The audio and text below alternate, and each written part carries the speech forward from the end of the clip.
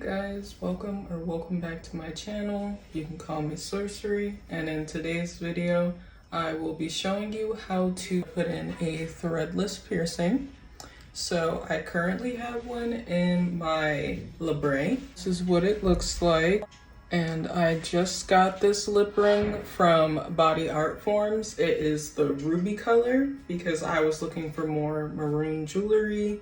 I have a nose stud in, I forget which one it is because I have one that's red and the other one that's black, but I've been looking for more maroon jewelry, so I was happy to find this one. So to take it in and out, I typically just like secure the bar in between my teeth and pull it out that way so that my piercing doesn't get pulled on. But I wouldn't recommend that just in case some people may injure themselves. So I would suggest that you get a pair of piercing pliers where you can just grab onto it like this, secure it, and then pull from there.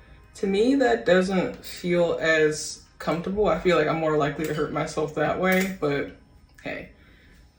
So I just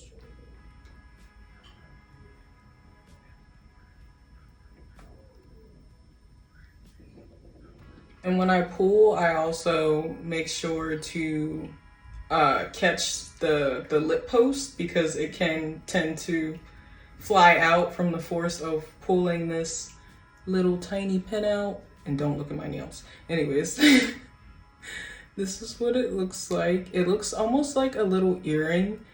And as you can see, I have or actually you can't really see that, but I have a light bend in it. But when you get the post, it will be completely straight. And also make sure to get a threadless post because it will not work with any other type of jewelry because this needs to be pushed in, and the post is just a hole that you push it into. So when you put it in, also to talk more about the jewelry, here is it closer up. And I believe this is 5 or 4 millimeters. I don't remember which one, but it's the biggest millimeter because I felt like that worked best with my lip size and lip shape. And to me, my personal style, because what's the point of getting some jewelry if I can barely see it? So, yeah. But as you can see, this is what the post looks like. And I've seen like jewelry this small before, and obviously next to my lips looks like nothing. So get which size you feel works best for you or your personal style. To put it in, I stick the post out with my tongue and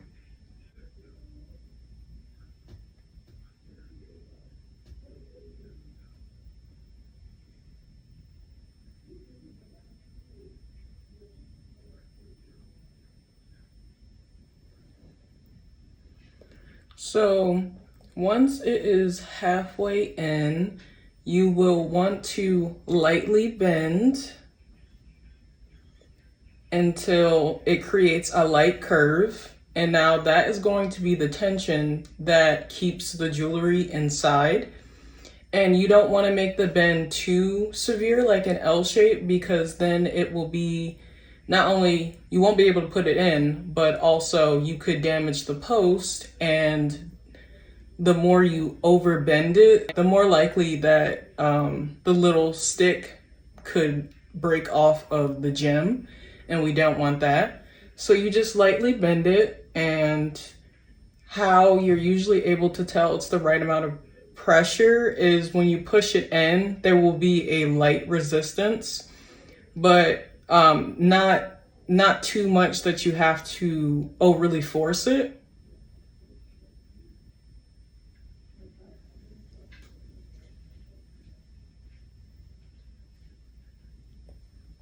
So I pushed in the post all the way, and this is what it looks like now.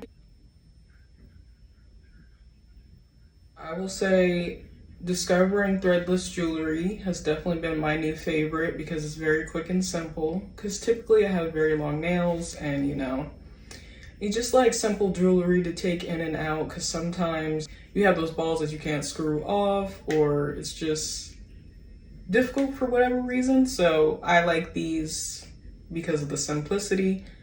Highly recommend. Make sure you look at the sizes of your threadless posts, because the threadless jewelry itself is sizeless, so you have to look more at the post, which will be the size of your piercing gauge. I hope you enjoyed today's video. I hope it was helpful, and I'll see you later. Bye.